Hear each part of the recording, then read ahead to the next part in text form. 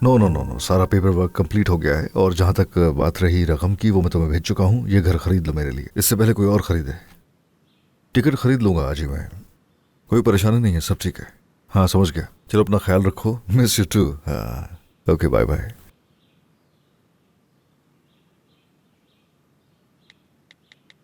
Free होते ही मुझे call करना।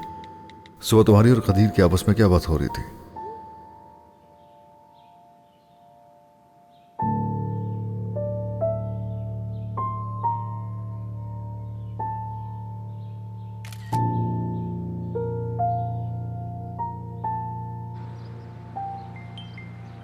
फ्री होते ही मुझे कॉल करना। सुबह तुम्हारी और कदीर की आपस में क्या बात हो रही थी? कुछ भी नहीं, मैं घर पहुंच गई हूँ, बाद में कॉल करती हूँ, मुझे भी कुछ पूछना है। गुड न्यूज है मेरे पास, देखकर बताओ जरा ये जगह कहाँ है।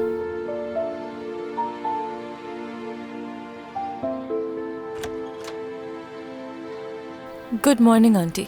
दादी माँ से पूछ सकती हैं अगर वो फ्री हैं? तुम्हारी दादी अंदर है, तुम अंदर क्यों नहीं आ रही? क्या यहाँ बात करोगी उनसे? उल्टा चोर कोतवाल को डांटे, कभी नहीं बदल सकती हैं। तुम जो बदल गई हो इतना काफी नहीं है? यहाँ आपसे लड़ने के लिए नहीं आई हूँ मैं। कौन आया है मुबीना? आपकी शहजादी।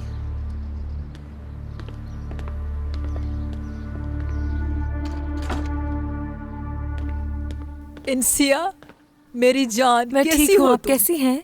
मैं ठीक हूँ, तुम बताओ। आओ आओ, बैठो बैठो। इंसिया, शुक्र है तुम यहाँ आ गई। अगर आज तुम ना आती तो मैं खुद तुमसे मिलने आ जाती। अरे आंटी, आप क्या कर रही हैं यहाँ? ये तुम मुझसे पूछ रही हो इंसिया? तुमने मेरा बेटा छीन लिया और अब मुझसे पूछ रही हो? युसरा साहिबा, ये किस तरह का लहजा है? कदीर मेरी कॉल्स का जवाब नहीं दे रहा और ना ही कॉल बैक कर रहा है मुझे।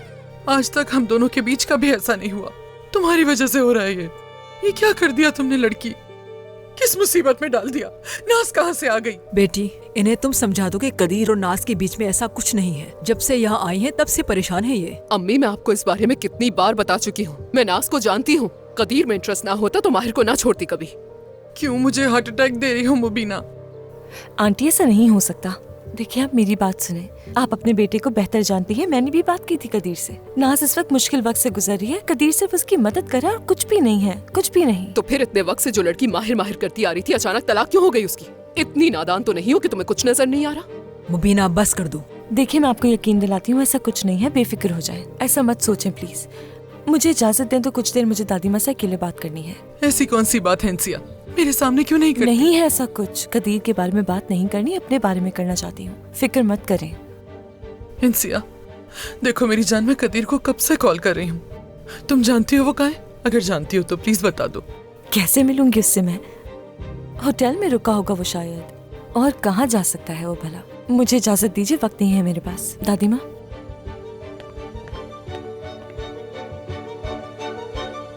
बेटी मुझे बताओ, अब मैं क्या करूं? दादा और पोती के बीच में मैं कैसे आ सकती हूँ? और सोचो जिया से क्या कहूंगी मैं? रहने दो, उनकी तलाक होना ही बेहतर है। छोड़ दो। अब तुम मुझे सारी सच्चाई बताओ। क्या वाकई कदीर और नाज के बीच में कुछ है? अगर उन दोनों के दरमियान में कुछ ऐसा है तो मैं बता रही हूँ तुम्हें, एक नया मामला खुल जाएगा। इसीलिए सच सच बताओ, आखिर चल क्या रहा है? मतलब नाज कदीर के बारे में संजीदा तो है ना? अरे नहीं दादी माँ, मैं उनके साथ ही होती हूँ, उन्हें जानती हूँ। ये दोनों बचपन से ही ऐसे, कुछ नया नहीं हो रहा। नाज सिर्फ इसीलिए डिवोर्स दे रही है क्योंकि वो इस रिश्ते से खुश नहीं है। वो माहिर से प्यार नहीं करती, उसे एहसास अब हुआ है। इसकी वजह कोई और नहीं है। और माहिर का क्या? माहिर ठीक है, उसे दुख है बस इस बात का। नाज की वजह से रिश्ता निभा रहा था और उसी के लिए खत्म कर दिया। तुम इतना कैसे जानती हो इंसिया? क्या तुम माहिर के बहुत करीब आ गई हो? वहां मैं काम करती थी। अक्सर नौकर किसी को दिखते भी नहीं है। उनके बीच रहने से ही समझ गई थी। उनकी बातें कानों में पड़ती थी। अच्छा आप मुझे बताएं, उन्हें क्या नाखुश होने के बावजूद रिश्ता निभाना चाहिए? यानी जिया साहब ने माहिर पर बहुत जोर डाला था। उनकी बातों से माहिर को बहुत तकलीफ पहुंची।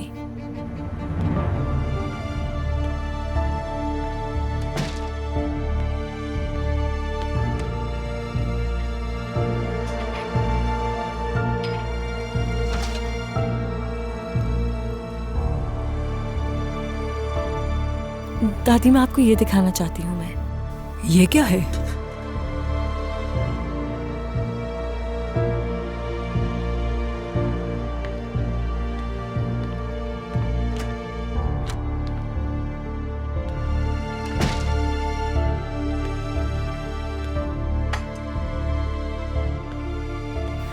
बेटी ऐसा ना करो, वो तुम्हारी आंटी है। मैं कुछ भी नहीं कर रही हूँ दादी माँ। क्या किया मैंने?